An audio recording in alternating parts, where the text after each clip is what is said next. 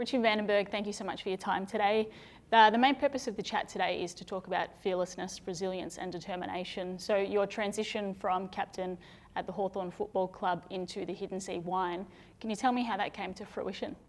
Yeah, sure.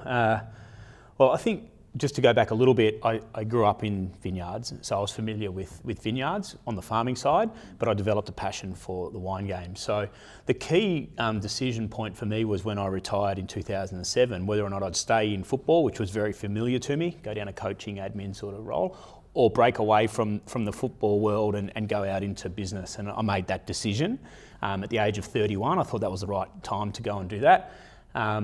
Sort of meandered around the wilderness for a few years and then started this business in 2013.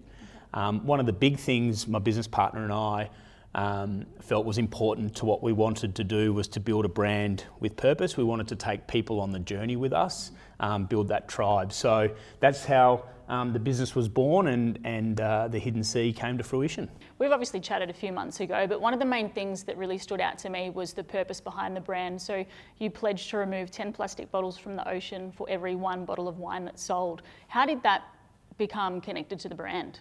Yeah, so the provenance of the brand is we're from the Coonawarra in the Limestone Coast. The vineyards are located on what was once the Great Southern Ocean, which is about 100 kilometres from the current coastline.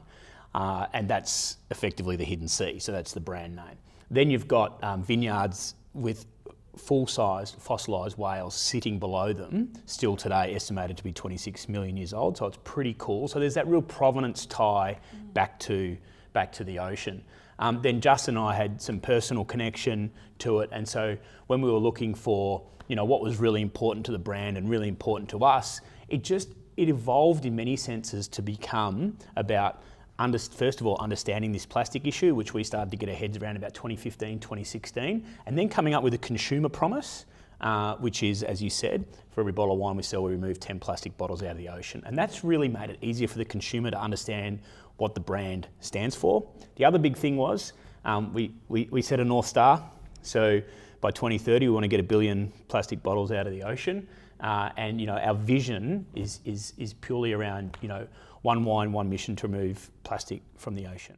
I did hear a stat in some other documents that were released, and just to put into perspective, so when you sell 6 bottles of wine, you essentially remove 1 kilo of plastic, which is correct. Phenomenal. So where are you at now with the stats? Yeah, so we started the plastic collection in 2020, and we're now up to just under 20 million plastic bottles and or equivalent of plastic removed.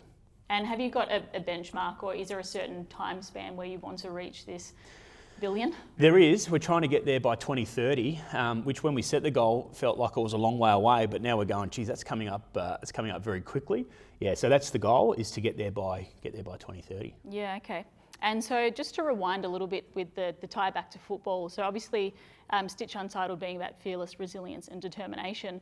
With those values, how did you find that they really tied in the transition between, and was it a difficult time to decide to leave football and embark on this project? Yeah, I think you've chosen 3 pretty powerful words there because they play a part in everyone's lives, right? And quite often how you are able to deal with fear and how you are able to manifest resilience within really determines how you're going to live your life. And yeah, absolutely. It was a big moment for me to make a decision between staying in football and leaving, and it took me a long time to really find my feet. So they weren't the easiest of years, but of course, when you build a business, as you would know, as we're building a business, we had a lot of knockdowns. There was a lot of things didn't go our way along the journey, and that's exactly as you spoke about. That's where the resilience comes in. You've just got to, as we say, just never give up. You just got to get yourself back up off the floor and keep on going. For sure. And do you have moments along the way? Obviously, you've made a public promise to remove X amount of plastic from the ocean. Do you have moments where you think, oh God, I'm not sure if we'll get there? How do you overcome those moments of sort of self-doubt? Yeah, absolutely, all the time. I think one of the other things that we're really focused on is building a tribe of people that believe in what we believe in.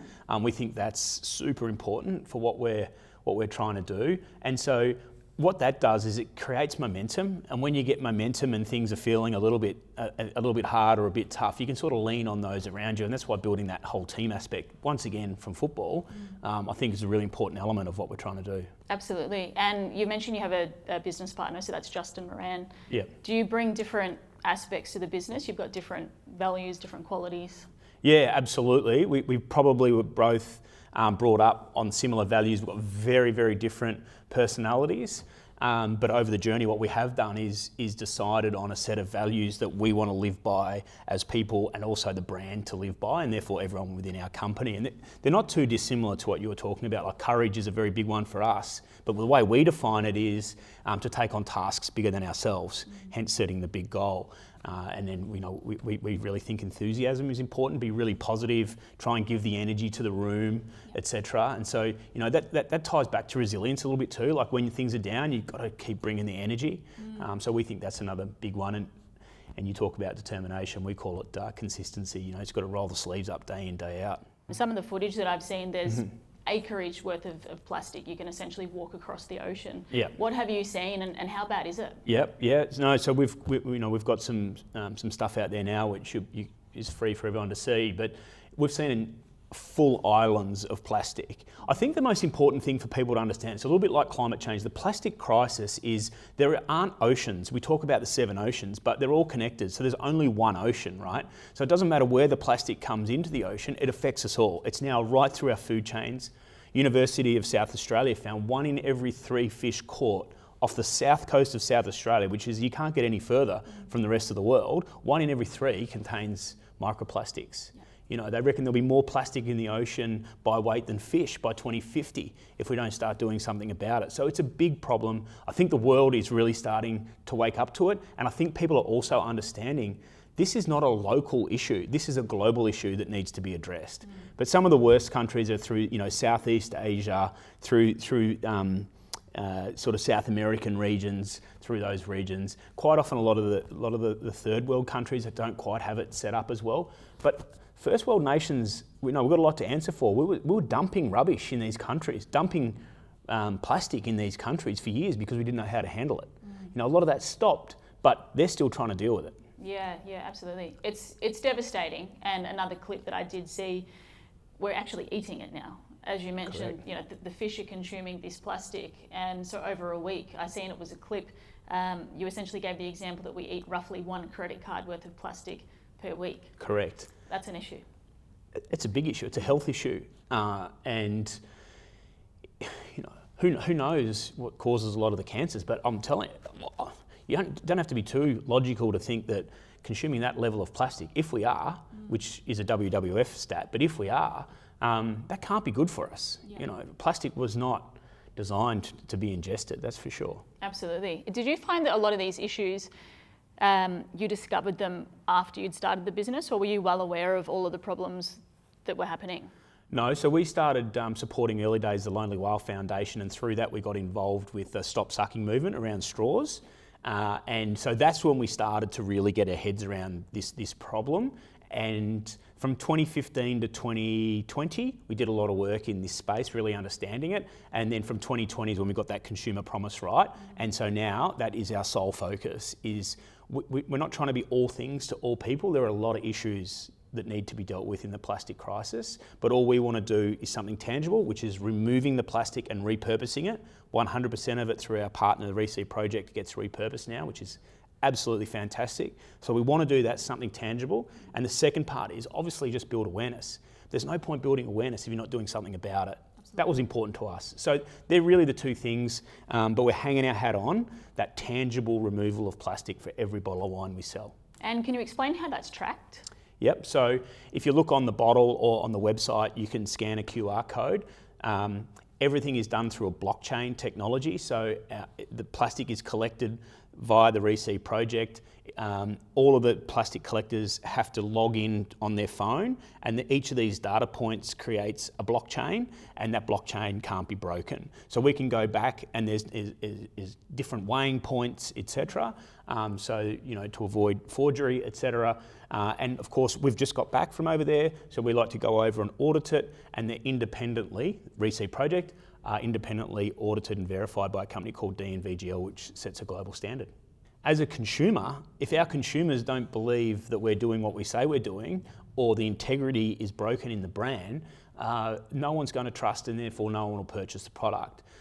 The idea behind what we're doing is that it's a bit of a hypothesis that capitalism can start to deal with some of these issues. So rather than going and building a big brand, which a lot of people do, and then they get to the end of their careers and they've sold out, and Richard Branson and these sort of guys, and they're just donating money all over the world, we're like, no, hang on. As we're going, let's give the consumer a choice. They can either buy a bottle of wine that is doing something for the planet, or one that's not. It's purely a consumer decision, and it's done at the purchase, at the point of purchase. So that's what we're trying to prove, that people care enough about what it is we're doing. Perfect segue. Justin did say once that he doesn't want to be sitting at the table in 20 years' time talking to his kids about how many bottles of wine he sold. He wants to talk about how many kilos of plastic he's removed from the ocean. And that's amazing. Yeah, and the funny thing is, so we do a lot of beach cleanups. Justin and I both get involved in them. We talk about it a lot around our kids. And now my kids are really involved in it already. Now, okay, I get the connection between wine and alcohol and young kids. My kids are young, but they don't know nothing about alcohol, but they're looking at it from the perspective of, how cool is this? We're cleaning the ocean, we're getting plastic out. And so straight away you can see that becomes important to them. Apart from consuming wine, how can other people get involved? Well, as you say, consuming wine is the best way to get involved. No, look, all we say is anyone who signs up to our newsletters, we provide a lot of information on all of these topics. Anyone who signs up, we remove, I think it's the equivalent of a kilo, might even be 2 kilos now of plastic from the ocean just for signing up. And then, of course, it's about raising the awareness. We think all people can play a part. And as we said, earlier on, the world's really starting to wake up to this plastic crisis, and our theory on it is if you look at climate change, there's still a lot of detractors, right, around the science. But I think from our perspective, and what we've hung our hat on is everyone knows what a plastic bottle is, and everyone knows it shouldn't be in the ocean. So there's no argument around what it is we're trying to do, which is get this plastic out of the ocean that's already there, and hopefully there are enough companies and businesses around which we're seeing that are going to stop this single-use crisis that we've got. Absolutely, and obviously the brand vision is to remove 1 billion plastic bottles from the ocean in roughly 30 years. 10 years. 10 years? By 2030, yeah. 2030, sorry. Yeah. Is there more to that vision that you would love to see? What would be your ultimate dream? Yeah, well, I mean, the evolution is that the evolution of the brand is that that's our starting point. So keep everyone focused on that, and then once we get that achieved, we become known, or the brand becomes known as someone that is wanting to do the right thing by the planet. And so then you start to evolve from there. But there's some great examples of brands out there, and Patagonia is the world leader in this space. And really the brand vision is to get yourself to a level of someone like a Patagonia over, but that's taken 30, 40, 50 years. Yeah. So we're staying really focused on the first 10, and coming back to some of your points, we've had enough setbacks as it is to deal with. So we just really focus in on achieving this first goal. Yeah, and I guess just touching before we finish, more on a business perspective, you're mentioning there how long it takes to grow and to scale. What would your advice be to somebody who has an idea? How patient do they need to be?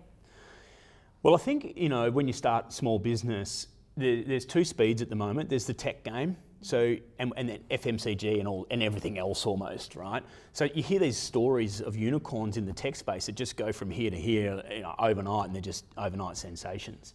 I think unless you're in the tech space, you probably want to forget about all of that and realise it's just blood, sweat and tears. It's a passion. You've got to do what you enjoy doing.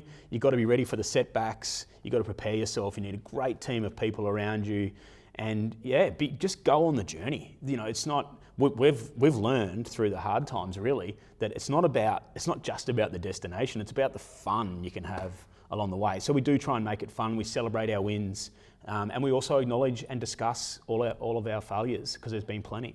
Yeah, absolutely. Is there anything else that you would like to add before we go? Oh no, I think Just one last thing, I do love your jumpers, so Yeah, thank you.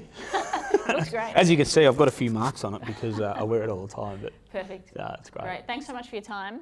And if anyone wants to check out the Hidden Sea, where do they go? Yeah, just go to thehiddenSea.com. Amazing.